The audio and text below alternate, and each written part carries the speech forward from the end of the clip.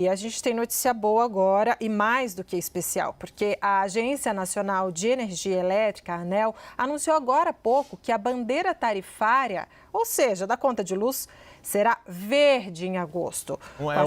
Um pesa num lado, o outro alivia no outro. Menos mal, né? Pois é, e com a sinalização, as contas de energia elétrica dos consumidores não terão custo extra nesse próximo mês. Então, para falar desses assuntos espinhosos e também de vários outros, a gente recebe neste momento, com exclusividade aqui no CNN 360, no nosso estúdio aqui em Brasília, o ministro de Minas e Energia, Alexandre Silveira. Ministro, muito obrigada por essa entrevista exclusiva, agradeço sua presença aqui.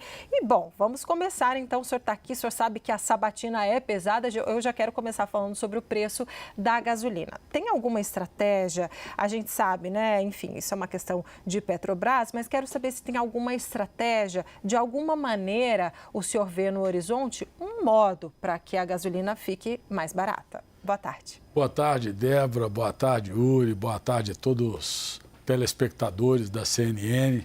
Queria, antes de mais nada, parabenizar o jornalismo da CNN. Faz com seriedade, com profundidade, de forma isenta, realmente com o propósito de informar a população brasileira, o que é fundamental. Na verdade é o seguinte, nós temos dados objetivos.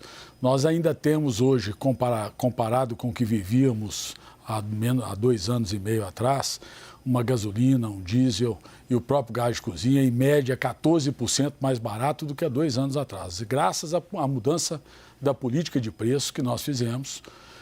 Hoje não trabalhamos mais com a referência internacional, com o PPI, trabalhamos com peixe de competitividade interno. É importante a gente falar de dados objetivos da economia. Hoje nós temos a inflação abaixo de 4% ao ano. Temos um mercado de capital pujante, temos uma dívida externa, 1/3 das nossas reservas, ou seja, todas as condições estão colocadas.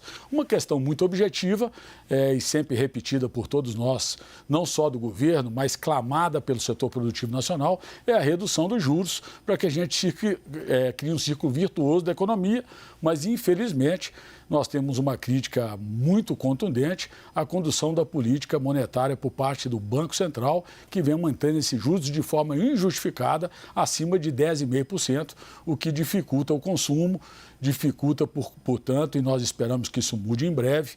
Vamos ter a alegria de poder ver o Roberto Campos daqui a poucos dias saindo do Banco Central e sendo substituído por alguém que tem um alinhamento mínimo, claro, respeitadas as questões da governança, as questões técnicas, objetivas que tem que ser avaliada pelo Banco Central, mas que não vai fazer uma política completamente controversa do ponto de vista objetivo, mantendo os juros a esse patamar que está hoje. Mas, portanto, os dados são objetivos. Você acabou de dar uma notícia excelente para o consumidor de energia nacional. Nós temos feito um esforço tremendo para manter os nossos reservatórios ainda para manter a nossa segurança energética, mas também a nossa modicidade tarifária na tarifa e na bandeira verde. Hoje tivemos a boa notícia, mesmo estando no período mais do ápice da seca do país, mantendo a bandeira verde, o que é muito importante para a gente não só criar um círculo virtuoso para a economia, gerar emprego e renda, gerar oportunidade de combater a desigualdade, que é o grande propósito do governo Lula, mas também manter o crescimento nacional para que a gente possa fazer e dar notícias aos brasileiros boas, como demos hoje de manhã, anunciando tantos investimentos no PAC, coordenado pelo ministro Rui Costa. Ministro, obrigado por estar conosco aqui, sempre um prazer recebê-lo aqui na CNN. Obrigado também pelas suas palavras muito gentis no início da nossa conversa aqui. Já que o senhor falou que a partir do ano que vem o Banco Central, com a indicação de um novo presidente e outros, pelo menos 2 diretores novos para o Banco Central, o governo passa a ter maioria nesse colegiado. Então, pelo que o senhor já nos disse, imagino que a política monetária vai estar mais alinhada com o governo naturalmente. Agora, tem outras organizações que, além da Petrobras, a gente já mencionou aqui, que o governo também se não ter uma maioria de colegiado, mas também tem a sua visão e os seus interesses ou o seu modo de visão de como deveriam atuar. Queria começar com Eletrobras, recentemente privatizada no governo passado. O presidente Lula, na campanha, já foi muito crítico a esse modo, mas há notícias, o Estadão deu uma notícia a respeito de uma mudança de composição do Conselho da Eletrobras, que com isso, um acordo com participação da Advocacia Geral da União, e imagino o Ministério de Minas e Energia também inteirado, para que o governo tenha um assento a mais nesse conselho. Isso está, de fato, caminhando para isso e desta forma, a relação do atual governo com a Eletrobras fica mais azeitada? Todos conhecem a nossa posição com relação ao que foi, entendemos, o mal que fez a privatização da Eletrobras ao país. Era o único braço operacional do setor elétrico que o governo tinha ainda para poder ter a tranquilidade de socorrer, por exemplo, no caso especificamente das distribuidoras, no caso da transmissão. A Eletrobras era um braço operacional fundamental para o setor elétrico e era importante que ele tivesse sido mantido sob o governo como controlador. Mas, enfim,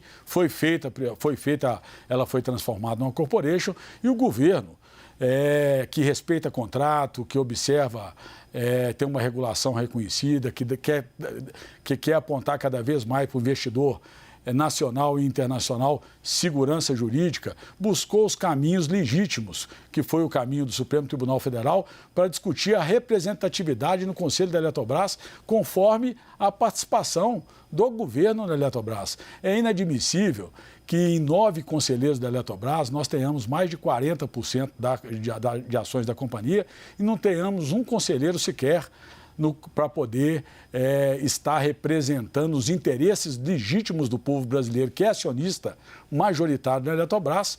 E, portanto, nós buscamos junto à Justiça, o ministro Cássio do Supremo Tribunal Federal instaurou uma junta de conciliação conduzida com maestria pelo ministro da CGU, ministro Messias, e nós estamos participando, coordenada pelo ministro Rui. Já tivemos vários momentos de diálogo com a Eletrobras e o nosso desejo é que realmente aumente, que a gente passe a ter uma participação no Conselho proporcional ao nosso número de ações. E se eu puder dizer agora, fazer uma avaliação objetiva, eu estou confiante de que haverá bom senso por parte da corporation.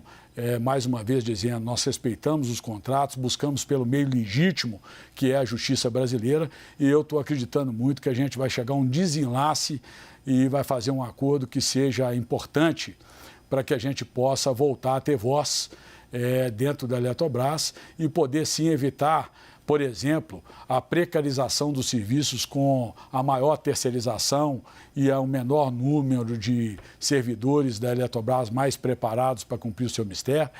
E eu estou muito confiante que nós vamos avançar nesse acordo e isso vai ser muito importante, não só para sinalizar para os investidores e a gente recepcionar mais recursos nesse setor elétrico que depende muito de investimentos, e aqui eu quero dar uma notícia muito boa, nós fizemos mais de 60 bilhões de reais de leilões de linhas de transmissão, com mais de 40% de deságio, investidores nacionais e internacionais.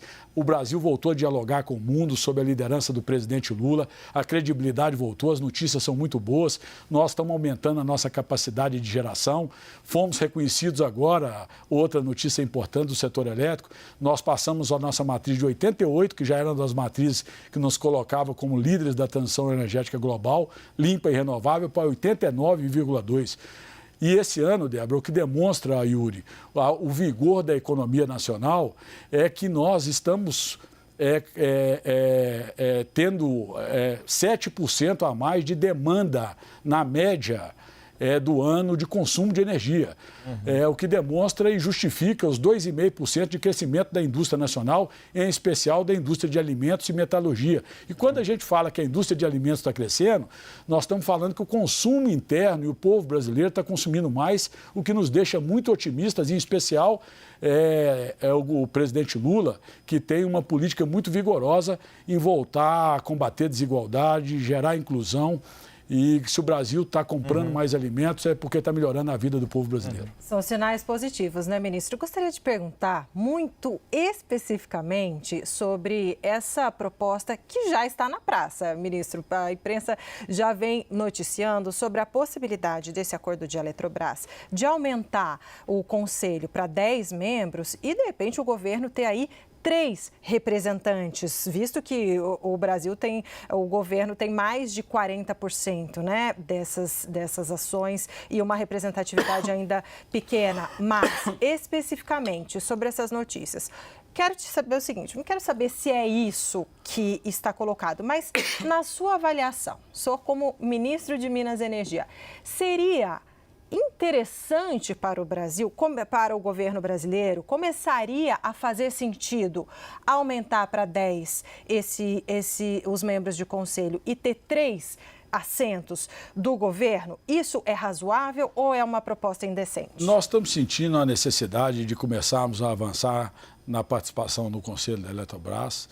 É importante que diga que o nosso pleito junto ao Supremo Tribunal Federal é para que a gente tenha a proporcionalidade dos direitos e das ações que tem o povo brasileiro através do BNDES, através das suas empresas, dos seus bancos públicos, que tenha uma participação equitativa ao número de conselheiros.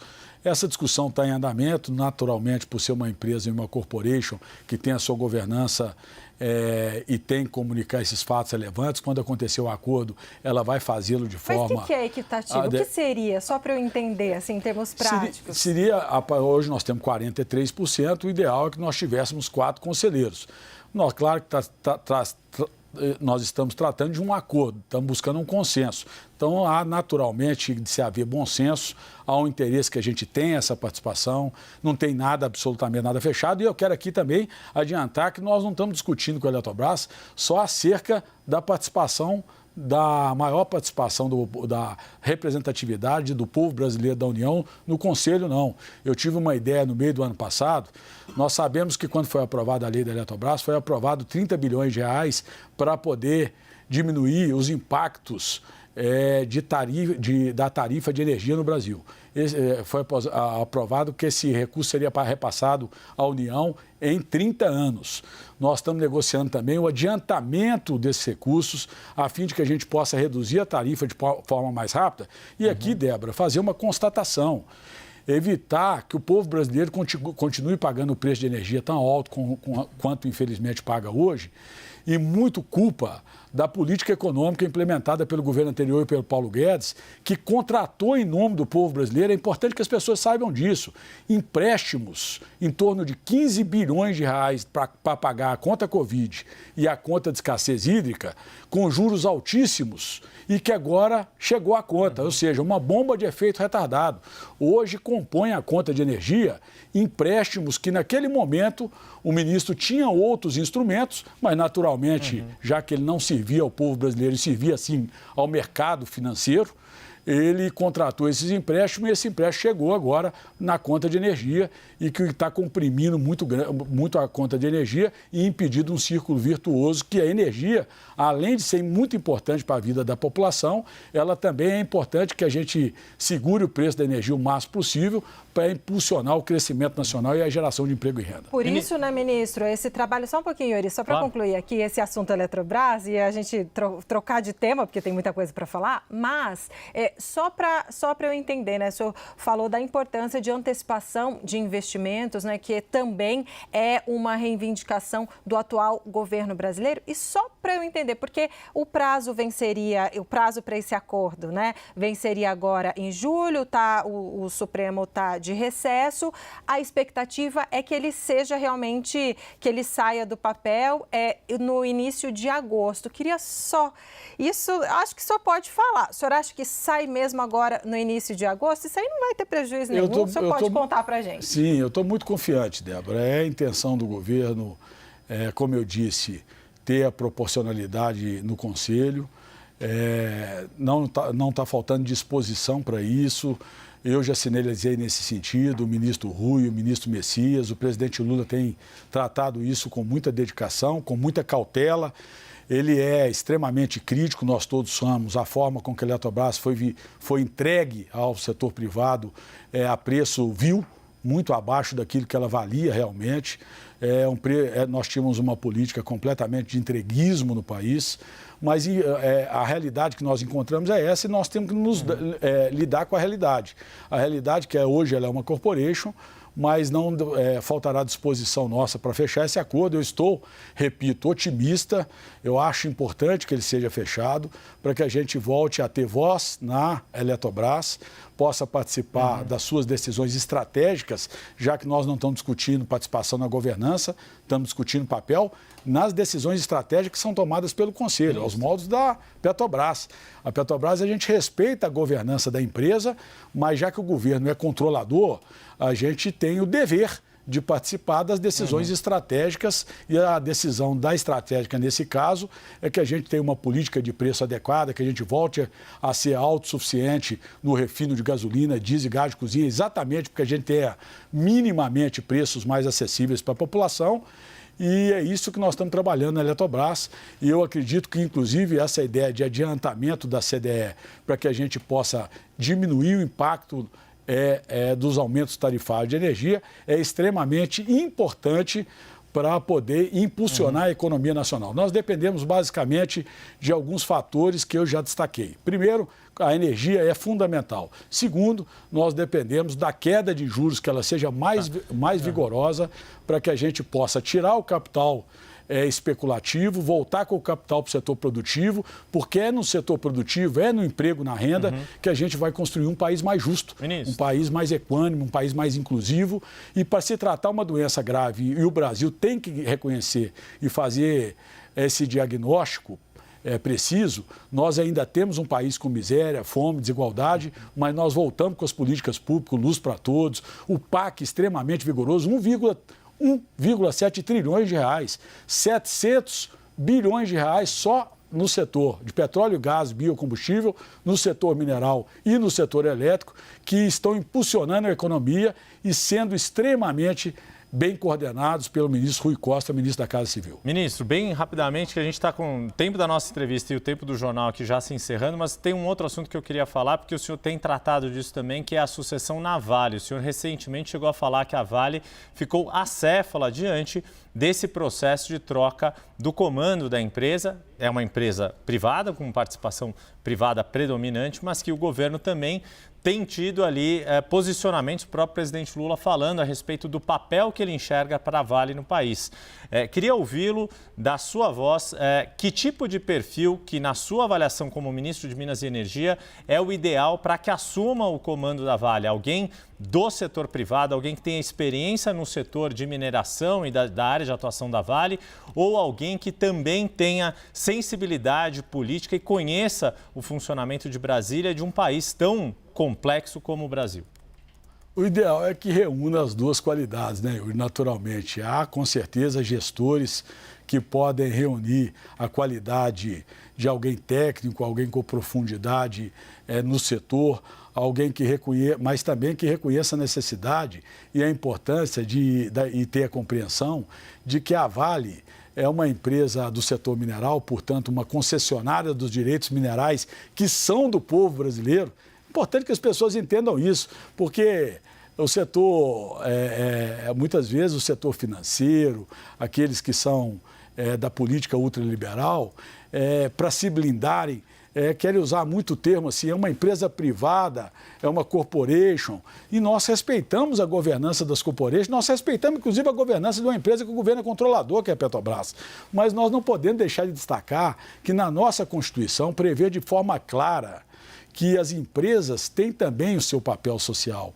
E a Vale do Rio Doce, a verdade é que ela deixou de ser uma empresa nacionalista, deixou de ser uma empresa, inclusive, com atividade fim do setor mineral. Ela se tornou uma empresa extremamente financista, uma empresa que vende os seus direitos, vende direitos minerais que são concessões do serviço público para o capital internacional, muitas vezes de forma assim, vamos dizer assim, não muito transparente ou de forma muito clara, e isso faz com que a gente fique muitas vezes com o país estagnado nesse setor mineral. A Vale é uma empresa que tem muitas pendências a serem sanadas com a população brasileira, em especial a população do meu estado e a população capixaba. Ela matou muito, é uma empresa que assassinou muitas pessoas em Minas Gerais, em Brumadinho, em Mariana.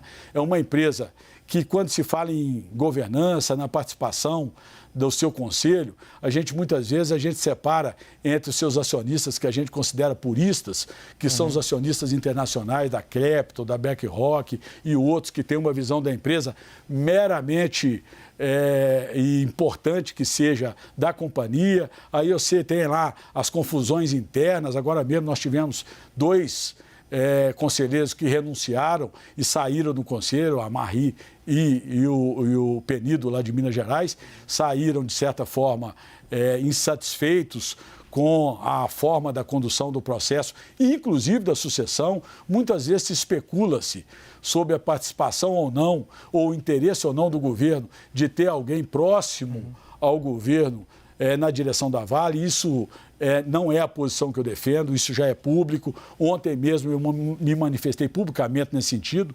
ressaltando que as especulações sobre um possível nome do governo que estaria sendo cotado para a Vale, eu entendo que isso não seria, de certa forma, adequado, porque colocaria, tiraria de nós a legitimidade para cobrar da Vale. E nós faremos de forma vigorosa e nós temos que separar a questão da escolha da sua direção disso, mas é claro que a gente acompanha muito atento o que está acontecendo na Vale.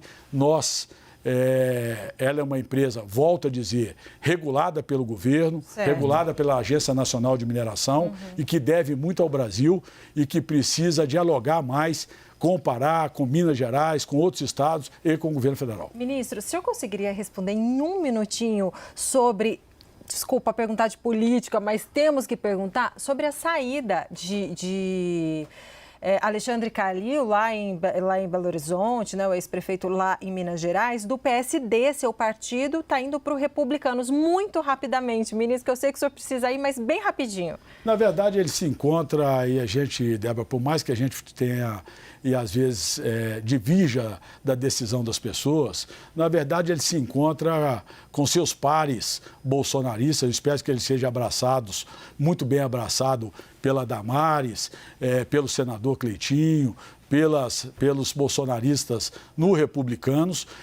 Infelizmente, é uma atitude que eu considero incoerente, porque o atual prefeito só é prefeito porque foi convidado ele para ser seu vice. É um homem sério, probo, dedicado à administração pública, com uma vida irretocável e que vem gerindo e dando continuidade às políticas públicas de Belo Horizonte com muito vigor e com muita sabedoria e muito aprovado em Belo Horizonte. Mas agora ele se junta lá ao bolsonarismo. Nós vamos continuar defendendo o campo democrático. Eu já conversei com o candidato Rogério, com o candidato Fuad. Nós continuamos unidos, defendendo a ciência, defendendo o campo progressista, defendendo que um país unido em paz. E nós continuaremos defendendo em Minas Gerais aquilo que nós temos de melhor, que é a boa política, a política da construção de políticas públicas que realmente discutam os problemas reais da sociedade brasileira. Ministro, muito obrigada por essa entrevista. Nós conversamos com o ministro de Minas e Energia, Alexandre Silveira. Sempre um prazer ter o senhor aqui. Muito obrigada e um excelente trabalho. Eu que agradeço, Débora.